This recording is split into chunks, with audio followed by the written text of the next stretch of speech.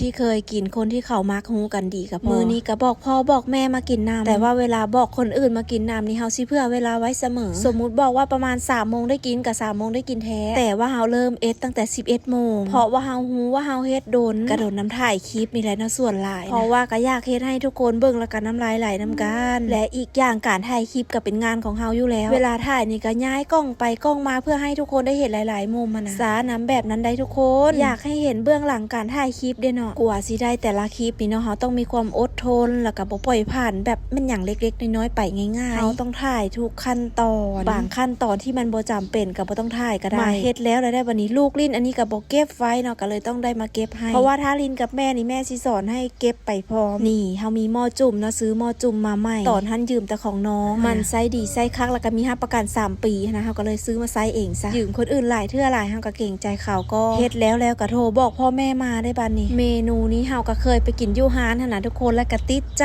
แล้วก็มาก๊อปปี้เอาสูตรข้าเจ้าเฮาก็บ่ห่วงสูตรดอกเนาะอาศัยหัวข่าแล้วก็หัวสิงไคที่ทุบแล้วลงไปมีมักเพชรนำเด้อใส่ใบขี้หูดใบโหระพาลงไปคูคะนามันก็สิเอามาย่างใส่บอนนี่ส่วนพวกขาลงขาลายแล้วก็30ชั้นพันลืบพวกตับนี่ก็จุ่มเอาเนาะน้ำกับบ่ฮ้อนปานใดเนาะทุกคนใจเฮาก็ฮ้อนก่อนแล้วเนาะบ่เป็นหยังเนาะเฮาก็ใส่ลงไปก่อนนี่ผักเคลเอามากินเอ็ดจุ่มนี่ก็แซ่บขนาดเลยทุกคนซาลาลี่นี่ตั้งโอผักสลัด